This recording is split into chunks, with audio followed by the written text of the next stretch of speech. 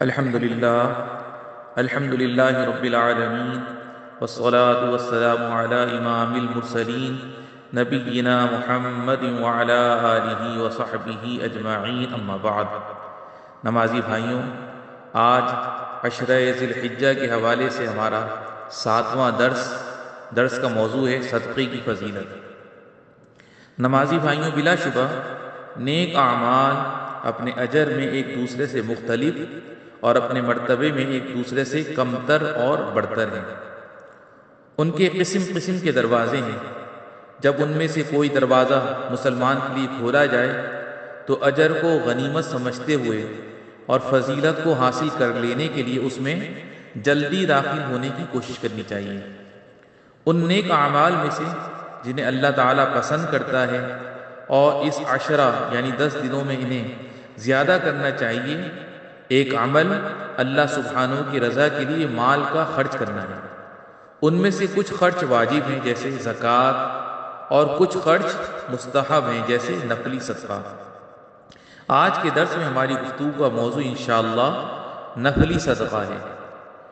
میرے بھائیوں، بے شک صدقہ مال کے بڑھنے اور زیادہ ہونے کا ایک سبب ہے۔ حدیث قدسی میں آیا ہے کہ اللہ تعالیٰ نے فرمایا، یا ابن آدم انفق انفق علیک، یعنی اے آدم کے بیٹے خرچ کر، میں تیرے اوپر خرچ کروں گا۔ یہ اللہ کا وعدہ ہے اور اللہ اپنے وعدے کی خلاف ورزی نہیں کرتا۔ حضرت ابو ہریرہ رضی اللہ عنہ سے مروی ہے کہ نبی کریم صلی اللہ علیہ وسلم نے فرمایا، ما من یوم یصبح العباد فیہ الا ملکان ینزلان فیقول احدہما اللہم اعطی منفقا خلفا ویقول الآخر اللہم اعطی ممسکا تلفا، یعنی جس دن بھی بندے صبح کرتے ہیں اس دن 2 فرشتے اترتے ہیں۔ ان میں سے ایک کہتا ہے، اے اللہ خرچ کرنے والے کو اس کا اچھا بدلہ دے، اور دوسرا کہتا ہے، اے اللہ خرچ نہ کرنے والے کے مال میں خسارہ پہنچا دے۔ بہت سے لوگ اپنی روزیوں سے برکت چلی جانے کی شکایت کرتے ہیں۔ روزی سے برکت کے چلے جانے کے کچھ اسباب ہیں جو کئی طرح کی ہیں، جیسے مال کا حرام ہونا، ایمان کا کمزور ہونا، گناہ کرنا اور فضول خرچی کرنا وغیرہ۔ اس کے مقابلے میں مال میں زیادہ برکت ہونے کے بڑے اسباب میں سے ایک سبب زیادہ صدقہ کرنا ہے، جیسا کہ پہلے بیان کی گئی آیتوں اور حدیثوں سے پتہ چلتا ہے۔ اس کے ساتھ یہ بھی سمجھ لیجیے کہ صدقہ نکالتے رہنا بندے کے ایمان کی عملی دلیل ہے۔ ہمارے نبی کریم صلی اللہ علیہ وسلم فرماتے ہیں، وَالصَّدَقَةُ بُرْہَانٌ، یعنی صدقہ دلیل ہے۔ صدقہ کرنے والے کی افضل یہ ہے کہ دوسرے نفلی اعمال کی طرح اپنے صدقے کو چھپائے، کیونکہ اللہ تعالیٰ نے فرمایا، إِن تُبْدُوا الصَّدَقَاتِ فَنِعِمَّا هِیَ وَإِن تُخْفُوهَا وَتُؤْتُوهَا الْفُقَرَاءَ فَهُوَ خَيْرٌ لَكُمْ وَيُكَفِّرُ عَنْكُم مِّن سَيِّئَاتِكُمْ وَاللَّهُ بِمَا تَعْمَلُونَ خَبِيرٌ، یعنی اگر تم صدقے خیرات کو ظاہر کرو تو وہ بھی اچھا ہے، اور اگر تم اسے پوشیدہ مسکینوں کو دے دو تو یہ تمہارے حق میں بہتر ہے۔ اللہ تعالیٰ تمہارے گناہوں کو مٹا دے گا اور اللہ تعالیٰ تمہارے اعمال کی خبر رکھنے والا ہے۔ صدقے کے دوسرے بھی کئی فائدے ہیں، ان میں سے کچھ آپ کے سامنے میں عرض کرتا ہوں۔ نمبر 1، بیماریوں سے شفا پانا۔ آپ صلی اللہ علیہ وسلم سے حدیث میں آیا ہے کہ داؤ مرضاکم بصدقہ، یعنی اپنے بیماروں کی دوا صدقے سے کیا کرو۔ نمبر 2، صدقہ گناہوں کے بخشے جانے اور خطاؤں کو مٹائے جانے کا ایک سب سے بڑا ذریعہ ہے۔ آپ صلی اللہ علیہ وسلم سے حدیث میں مروی ہے، وَالصَّدَقَةُ تُطْفِئُ الْخَطِيئَةَ كَمَا يُطْفِئُ الْمَاءُ النَّارَ، یعنی صدقہ اس طرح گناہ کو بجھا دیتا ہے جس طرح پانی آگ کو بجھا دیتا ہے۔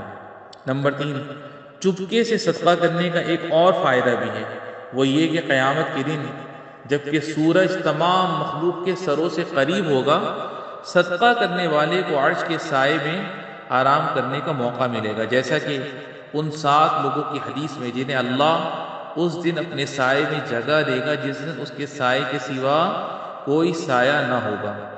وَرَجُلٌ تَصَدَّقَ بِصَدَقَةٍ فَأَخْفَاهَا حَتَّى لَا تَعْلَمَ شِمَالُهُ مَا تُنْفِقُ يَمِينُهُ، یعنی اور وہ آدمی جس نے کوئی صدقہ کیا تو اس کو چھپایا یہاں تک کہ اس کا بایاں ہاتھ نہیں جان سکا جسے اس کے دانے ہاتھ نے خرچ کیا۔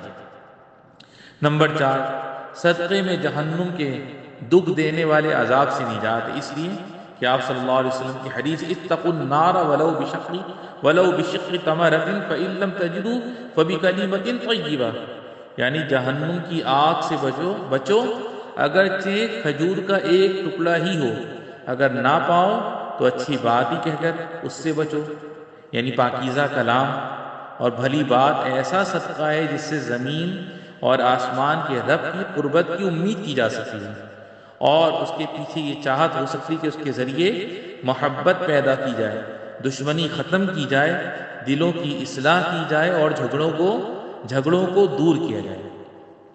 دینی بھائیوں، ہمیں چاہیے کہ ہم اللہ کے راستے میں خرچ کر کے اور اللہ کے محتاج بندوں پر صدقہ کر کے اللہ کے عطیات کے حقدار بنیں۔ یہ صدقہ چاہے عام مال سے ہو یا کپڑوں سے ہو، کھانے پینے کے سامان سے ہو یا پانی سے سیراب کر کے ہو، خاص کر فضا اور موسم کی اس گرمی اور سورج کی تپش میں۔ اس کے علاوہ صدقے کے اور مواقع اور صورتیں ہیں، ہم ان میں اللہ سبحانہ کے لیے صدقہ کرنے میں مخلص ہوں۔ امید ہے کہ ہم اس کے رحم کیے گئے اور کامیاب ہونے والے بندوں میں سے ہو جائیں گے۔